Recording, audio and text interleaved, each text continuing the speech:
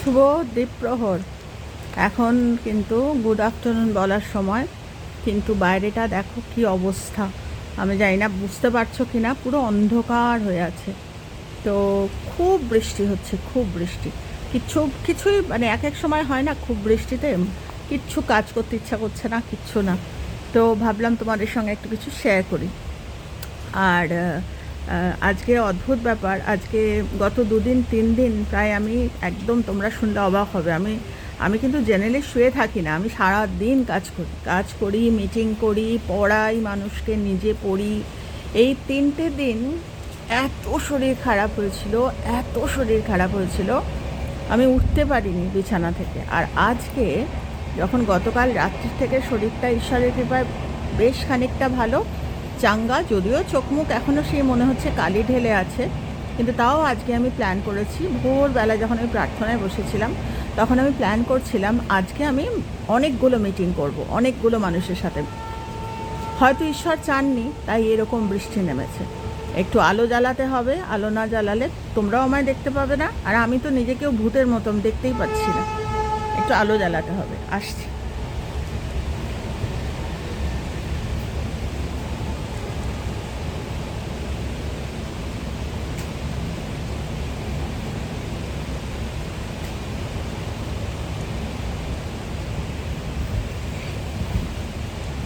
তো আজকে ঈশ্বর এমনই করলেন, যেন মনে হলো যে তিনি চান না আমি আমি মিটিংয়ে বেরোই আজকে। আর আকাশ একেবারে মানে কালো, আর বম্বের বৃষ্টি না, মানে একেবারে বম্বের ট্রাফিকের মতো আনপ্রেডিক্টেবল, মানে এলোপাথারি বৃষ্টি, মানে সে ছাতা মানে না, ছাতা উল্টে যায় আর চলতে থাকে, থামার নাম নেই। তো যাই হোক, তো ঈশ্বর হয়তো চাননি যে আমি বেরোই, একদম বৃষ্টিতে পুরো আটকে দিলেন।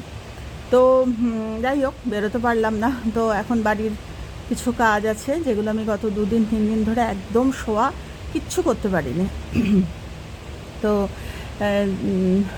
যেটা তোমাদের সঙ্গে শেয়ার করতে এলাম, ভাবলাম তোমাদেরকে বলি। এই ধরনের কথা আমি খুব একটা শেয়ার করিনি কোনো দিনও, কিন্তু ভাবলাম আজকে মনটা ইচ্ছা হলো তোমাদের সাথে শেয়ার করি।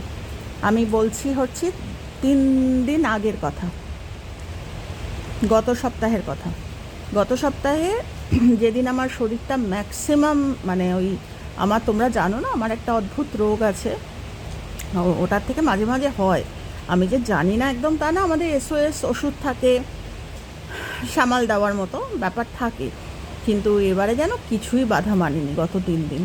তো যাই হোক, যেদিনকার কথা বলছি, রাত্রিবেলা, ভোরবেলা, তখন মানে ভোর যখন আমি ঘুম ভেঙে গেছে তার আগেই আমি একটা স্বপ্ন দেখছি, যে যেন মনে হচ্ছে আমি জাগা। তো স্বপ্ন দেখছি যে সাই বাবা আমাকে কিছু একটু খাইয়ে দিয়ে গেলেন, আমাকে হাতে করে মুখে কিছু দিয়ে গেলেন। তো ঘুম ভেঙে গেল একটা পরম তৃপ্তিতে। যে হয়, তোমরা জানো যারা স্বপ্ন দেখো বা ঈশ্বরের স্বপ্ন দেখো, বা কি বলবো, যারা আকাঙ্ক্ষিত যা কিছু, অত ডিটেল তো বলা যায় না, তো সেরকম স্বপ্ন দেখলে মনটা কিন্তু ভীষণ একটা স্যাটিসফ্যাকশানে ভরে যায়। তো যখন চোখ খুলে তাকিয়েছি তখন সাঁইকে প্রণাম করলাম, যে থ্যাংক ইউ সাঁই। সাঁই কিছু একটা খাইয়ে দিয়ে গেল, প্রসাদ। তো ভীষণ মানে আনন্দে, ভীষণ একটা স্যাটিসফ্যাকশানে। তখনও পর্যন্ত, মানে তার আগের দিন পর্যন্ত কিন্তু একদম ঠিক ছিলাম, একেবারেই ঠিক ছিলাম। কিন্তু সেই দিনটা, যেদিন ভোরবেলাটা ওই স্বপ্ন দেখলাম, তোমরা বিশ্বাস করবে না, আমি যে ঘুম থেকে উঠলাম না, আমার যে কী শরীর খারাপ হয়েছে বলে বোঝাতে পারবো না। কিচ্ছু, যেন মনে হচ্ছে আমি মানে বেডরুম থেকে বেরিয়ে আমি কিচেন অবধি যেতে পারছি না। তো আমার বোন রূপা পুনা থেকে ফোন করেছিল, এমনিই ফোন করেছিল। তো ওর সাথে যে কথা বলবো, আমার গলা দিয়ে আওয়াজ বেরোচ্ছে না। ও আমায় বলছে, এই অম্পু, ওর থেকে তো আমি 9 বছর 10 বছরের বড়, ও আমার সন্তানের মতো। মানে ও, তোমরা জানো আমার সঙ্গে রূপার সম্পর্কটা। মজা করে না আমাকে বলে, এই অম্পু, মানে যখন ও ফ্রি থাকে, যখন কাজ টাজ একটু কম থাকে, আমার সাথে এরমভাবে মজা করে কথা বলে। এমনিতেও আমাকে অম্পু দিদি বলে, কিন্তু যখন ওই মজা করবে, এই অম্পু বলে ফোন করেছে। কিন্তু আমার তো আর ওটাকে রেসিপ্রোকেট করার মতো ক্ষমতা নেই। আমার যে তখন দমটা মনে হচ্ছে বেরিয়ে আসছে না। আমি প্রসেনজিৎকে বলতে পারছি, বাচ্চাটা অফিসে গেছে, ওদেরকে টেনশন দিতে পারবো না, এমন অবস্থা। রূপা আমাকে ফোন করে বলছে, কিরে তখন অম্পু থেকে অম্পু দিদি হয়ে গেছে, কিরে অম্পু দিদি তোর শরীর খারাপ, গলাটা এরম, অত দেখে না আমাকে এরমভাবে কথা বলতে। আমি তখন বললাম আমি কথাই বলতে পারছি না, আমি দর দর করে ঘামছি, আর বাঁদিকে বুকে ব্যথা, বা ঠিক যেরকম ওর আগেও তোমাদের সাথে শেয়ার করেছি যে আমার কিন্তু ইসিজি থেকে নিয়ে আরও অনেক টেস্ট হয়েছিল হার্টের কিছু, এগুলো সমস্তই হার্টের নয়, ওই যে রোগটা আমার আছে ওটার থেকে ট্রিগার করে। তো এগুলো আমি জানি, কিন্তু সেই দিনের শরীর খারাপটা আমি মানে আনকন্ট্রোলেবল, মানে কন্ট্রোল করতে পারছি না। বাধ্য হলাম বাইরের ঘরে সোফা থেকে শুয়ে শুয়ে মেসেজ করতে ভিতরের ঘরে প্রসেনজিৎকে। ভাবো কতটা শরীর খারাপ হলে আমি মেসেজ করছি যে আমার শরীরটা খুব খারাপ লাগছে, তুমি একটু এসো। ও বাইরে বেরিয়ে এলো, কয়েকটা ওষুধ দেওয়ার ছিল সেগুলো দিল, ততক্ষণে আমার একেবারে, আর আমার না ওই স্বপ্নটা মনে হচ্ছে। দেখো আমি কেন তোমাদের সাথে এটা শেয়ার করে এলাম, মানুষের মনই হচ্ছে অমৃত, আবার মানুষের মনেই হচ্ছে বিষ। আমি মনে মনে ভাবছিলাম, আমার কিন্তু মনের মধ্যে একবারও এলো না যে কী জানি ওইটা ভগবান দিলেন, তাহলে কেন আমার এরকম, তাহলে কথাটা, তাহলে কেন আমার এরকম শরীর খারাপ হলো।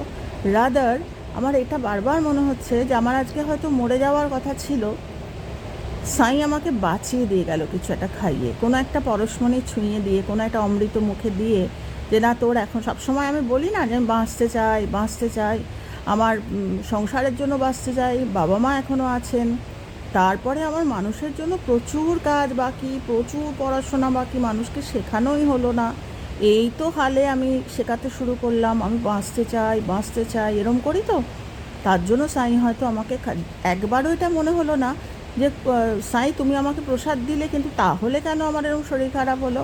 আমার উল্টোটা হলো, আমার মনে হলো যে আমার হয়তো আজকে শেষ হয়ে যাওয়ার কথা ছিল, সেখানে সাই ওই ভোরবেলা এসে আমাকে কিছু একটা দিয়ে আমাকে বাঁচিয়ে দিয়ে গেল।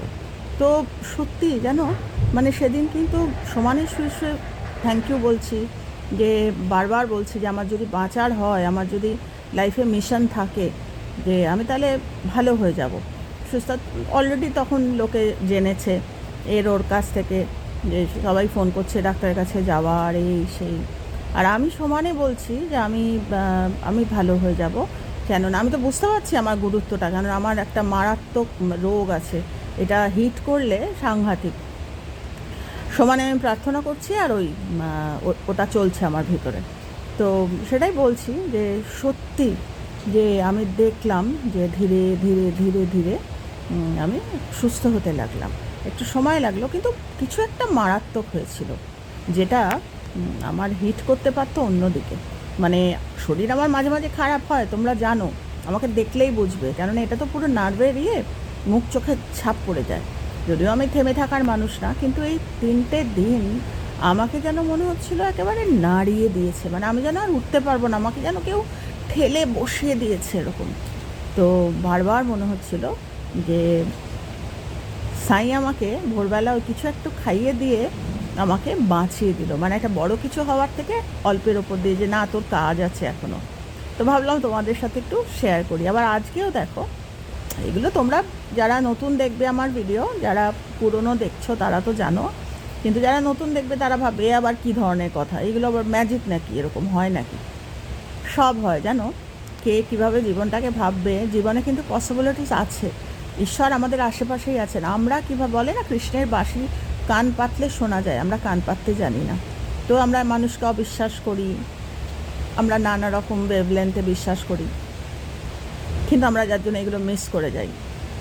তো ভাবলাম এই ব্লেসিং, যেটা আমি আনন্দ পেলাম, যেটা আমি পেয়ে আইডেন্টিফাই করতে পারলাম, সেটা তোমাদের সাথে শেয়ার করি। যে আমার কাছে একবারও এটা এলো না যে সাই তুমি আমায় প্রসাদ দিলে, তাও কেন আমি অসুস্থ হলাম, বরং আমি এটা ভাবলাম আমি অসুস্থ থেকে সুস্থ হলাম, বেঁচে গেলাম, তার কারণ তুমি আমাকে ওটা দিয়ে গিয়েছিলে বলে। তো ভাবলাম তোমাদের সাথে একটু শেয়ার করি। ভালো থেকো। আর আজকেও আমি বেরোতে পারলাম না, এমন বৃষ্টি নামলো। আজকে নানা করে আমি ভেবেছিলাম 3-4টে মিটিং করব, 3-4 জনের সাথে দেখা করব, হলো না। হয়তো সাই চাইনি যে আজকেও বিশ্রাম নে, শরীরটা এখনও উঠেই পাই করে ঘোরাস না, জীবনটা মহার্ঘ, বিশ্রাম নে। তো একটু কেক বসিয়েছি, আর একটু এটা ওটা করে, প্রসেনজিৎ তো ওয়ার্ক ফ্রম হোম এখন, কাজ তো দুজনে মিলে একটু এটা ওটা কিছু খেয়ে নেবো আজকে, সেরকম রান্নাবান্নার মধ্যেও যাব না, একটু বিশ্রামই নেব। তো এরকম কিন্তু গাইডেন্স বা এরকম কিন্তু ইশারা ভগবানের আসে, আমরা আমরা টের সবসময় পাই না, তাই ভাবলাম টের পেয়েছি তোমাদের সঙ্গে একটু শেয়ার করে যাই চেপে না থেকে। খুব ভালো থেকো তোমরা সবাই, ঈশ্বরের কৃপায় থাকো, প্রত্যেকে কজে থাকো।